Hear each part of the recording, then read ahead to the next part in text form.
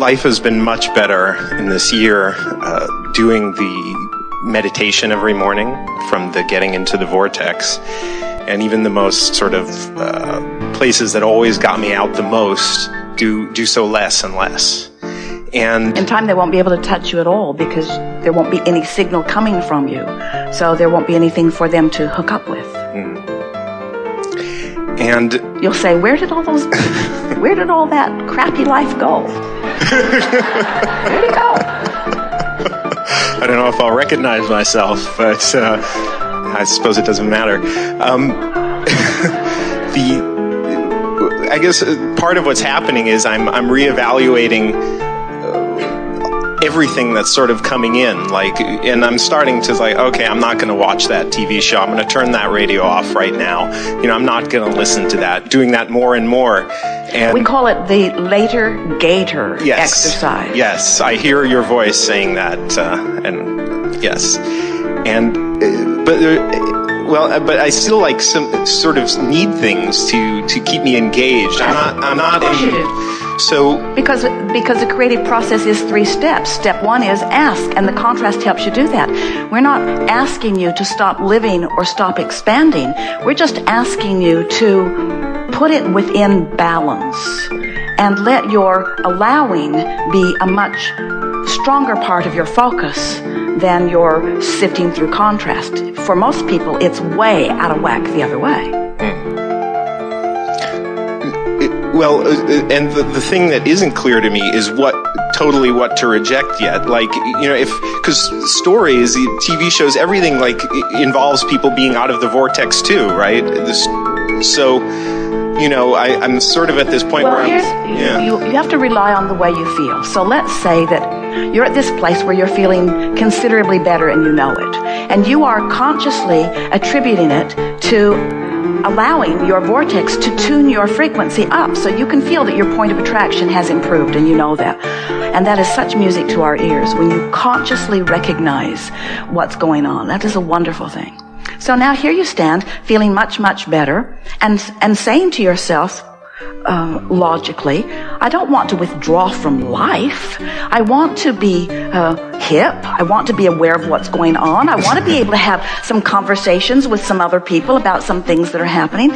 So I'm going to just go ahead and live my life and trust that law of attraction and my guidance system will keep me moving toward what I want. Now here's the thing.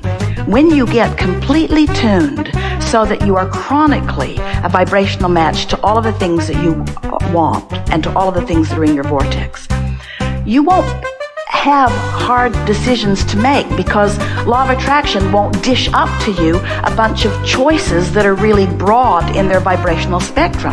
In other words, the only reason that right now you could choose something that feels wonderful or something that feels less wonderful or something maybe that feels awful is because there's still some of all of that active in your vibration. But as time goes by, as you keep tuning yourself, this creative band from which you are selecting gets narrower and narrower. Now, consider this. This is really fun, and it's a wonderful thing that you're evoking here.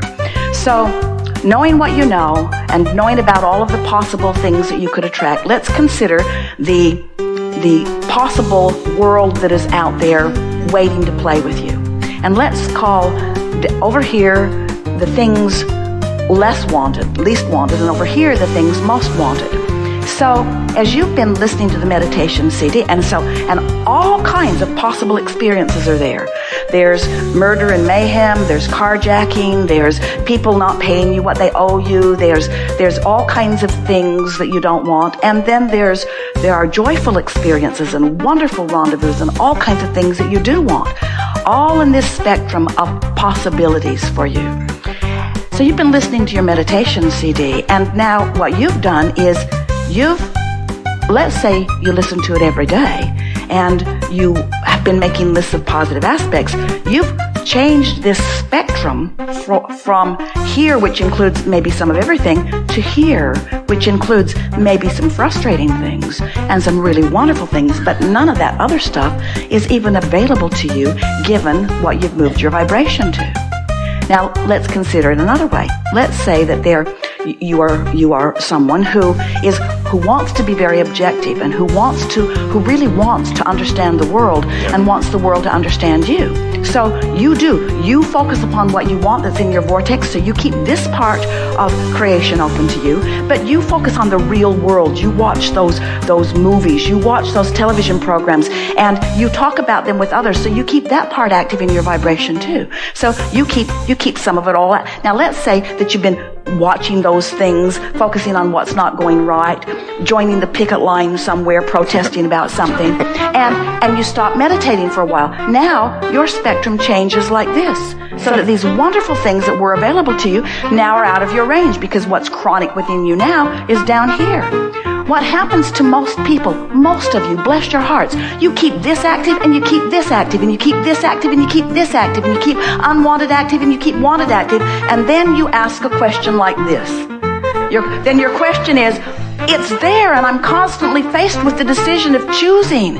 And what we want you to do is leave the unwanted things every day a little more, so that you narrow the range of cooperative components that the universe can deliver to you. You see how it works? You can tune yourself so into this vibration of love and appreciation and well-being that what the universe dishes up to you. So when you rendezvous with a magazine article, the only thing that shows itself to you as you look down the contents is something that's in that range. Everything else, even if you turn to look for it, you cannot find it because it's buried in advertisement, and you give up. In other words, what you want will appear in your experience. Was that clear enough?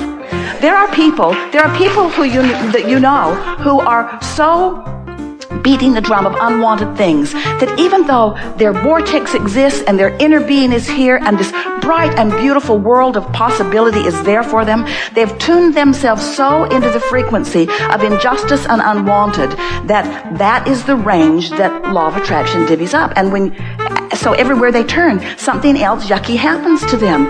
And then they say, it's not fair.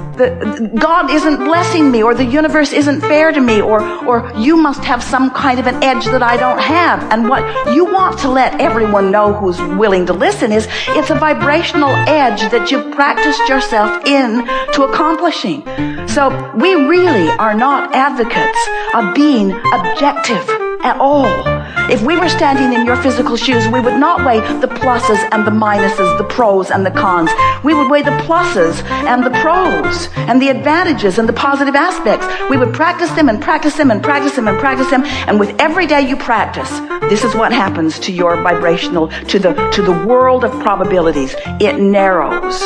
You just drop off the bad stuff. You just drop it off and drop it off and drop it off and drop it off and drop it off until your world is here in this place where it feels as if you're blessed. People looking at you say, who are you sleeping with?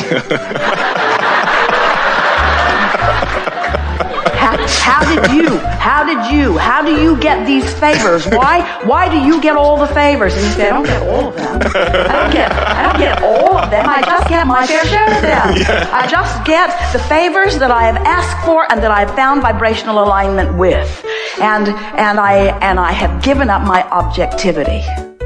So if anyone says to us, I have a hard time choosing between all of these things, we say, then you haven't sharpened your vibration enough, and you're trying to do work that you shouldn't have to do. This is law of attraction work. Your work, in other words, the law of attraction is the concierge in the sky that is laying out the possibilities.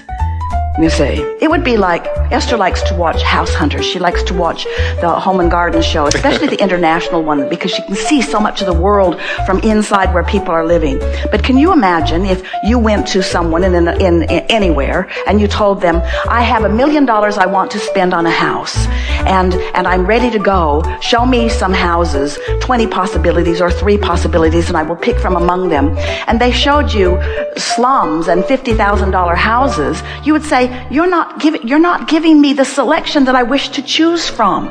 And yet that's what you do with law of attraction all day, every day. You don't allow law of attraction to give you the selection that you really want. You allow law of attraction to give you the selection that you have been practicing vibrationally. So if we were standing standing in your physical shoes, we wouldn't work too hard at trying to, when people say, I'm having a hard time between this or this, we say, well, if it's this or this and you have to make the decision today, flip a coin. Because we promise you that law of attraction is, those choices are all pretty much within your range of what you've got going on actively. Yeah. We would put off any decisions until we are certain that we are vibrationally in the range where we can't make a bad choice. And that's really what it comes down to. You can get yourself so tuned into the frequency that you cannot make a bad choice. Because law of attraction has already done the screening. All of these things that are coming to you today qualify for what you have put into your vortex. So just lap it up because it's all here for you. That's the way it works. Yeah, and that was good. You can write very good.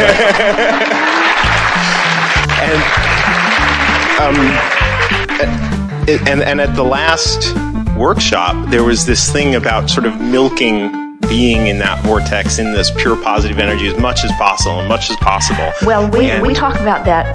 Once you know you're there, milk it. Yeah. But if you're here and you milk it, well, in other words, if you've got some of all of it going on, and that you may have seen that with some of the people if you were at a recent gathering, yes, where their vibration is all over the place, and they want a conversation about it, and we say, sharpen yourself into alignment with who you are, and we'll rampage with you. But don't ask us to rampage if you're not sharp in the vicinity of who you really are, because it backfires every single time. Yeah. Well, just having an active mind and sort of an interest in life and excitement, there's so much active mind, but wait. We feel an excuse coming on that won't serve you. And let's just add to this. Yeah. I have an active mind that is focused chronically upon things that will please me when they manifest. I use my active mind to activate a vibration. You see, your mind is always active. Your mind is always active. Yeah, and most people are sort of all over the board. That's why they get so much variety in their life experience. If you want to sharpen the number of wonderful things that come, you have to talk more about those wonderful things. So now go where you're going, because it's a good place. Well, it's just that there's so much sort of practicing milking the other end of it. You know what I mean? And it's sort of rewarding to the intellect. Well, to if you like conspiracy theories, you can go and there's so much there. But like when I noticed, that's what I was mentioning, that sort of milking, being in that highest vibration we can get to, it was a little bit of a challenge to sort of keep it going and not sort of get too here's the way we would play. vague. Here's the way we would play this. So we like this analogy that we've just offered you with this broad spectrum of vibrational possibilities and really manifestational possibilities. The people you're going to run into today are somewhere in this spectrum. So let's say that you have been thinking about things wanted and unwanted, and so there's a lot of active stuff in your vibration all over the place. So, and an idea comes to you about something that you intellectually and emotionally know is not in your best interest, but still it's calling you because it's active. You sort of have an addiction to it, even though intellectually you don't want it, emotionally you don't want it, it's still calling you. So we would say, oh, I don't have to think about you now, or I'll think about this later, Gator. I'll do this later. I don't have to make this decision right now. In other words, we would do everything we could to diffuse it. And we want to say we wouldn't give in to it. We wouldn't give in to it just because it's easier. This is where we would use our determination and our focus and our knowledge of who we really are. And so the way Esther does that, she asks herself, I wonder what Abraham thinks about that. I wonder what Abraham thinks about that. And because her Abraham vibration is so active within her, she just barely has to think. I wonder what Abraham would think about that. And she moves closer into the vicinity of what Abraham is. But if you say, I wonder what other conspirators think about that, I wonder how bad this can go, I wonder how awful this really is, then there's a whole stream of that too. So it really comes down to how you want to feel. And we think what you're grappling with, and Esther does it too sometimes, is trying to discern the difference between interest and interest in a subject and something that's really in your best interest. And really, the only way you're going to know that for sure is to play it out. And there's no harm in playing it out.